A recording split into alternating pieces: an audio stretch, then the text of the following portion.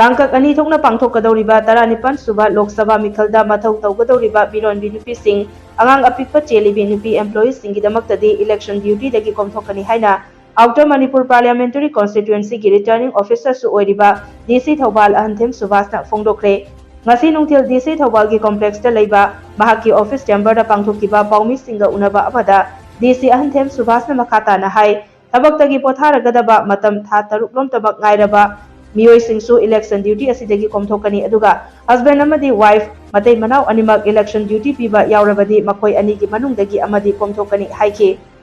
mahakna makata na hai ana ayeka mari leinana polling personnel singna medical ground da exam taunaba che irakpa singidamakta medical board na ayaba piraba mioi sing tabak election duty dagi Komthokani hairaduna tha asigi tang 18 district ki medical board ki meeting pangthokani masida medical ground da exam tauningba employee singna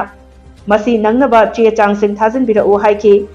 DC Thobal Ahanthem Subhasna makata na hai ahanba tangkaki oina April 18 da pangthokadoriba Lok Sabha mikhal asigi district election officer gi makhada leiba polling station chani nifunipan da mathau taugadaba polling personnel singi order tokibaga loinana March ki tang kulumdoi kunmari amadi kunmanga da polling personnel singi training Thobal college da pangthoklagani hairaduna appointment order panglaba polling personnel singna maram chana laktuna training asi yaubigadabani hairaduna election asi mai pakna pangthoknaba hotnabada employees singna mateng pangbiu haiki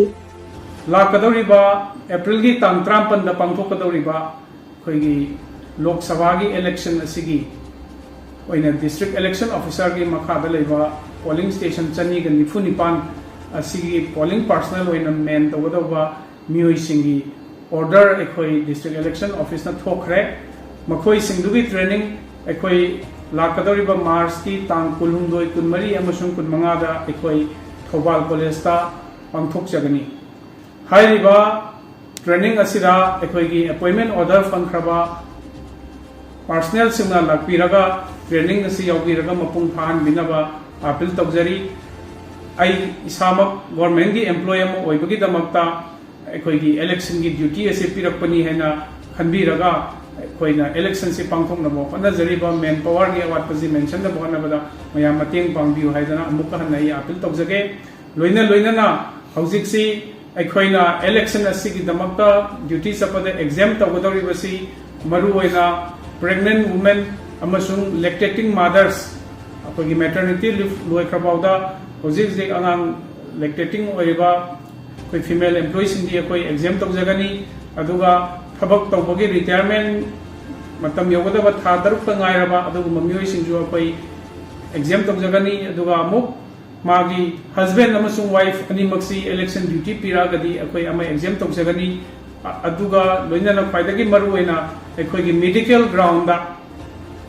nabagi ground sida tawde ekoi gi medical board ki ayaba yaudana de ekoi exam tawjaroi aduna medical ground da medically unfit oi haibagi ground da exam tawningba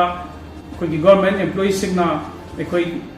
laiba March ki tang 18 da ekoi district ki medical board ki meeting pangthok jagani aduna madugi nangnaba ekoi gi medical gi che sang yoraga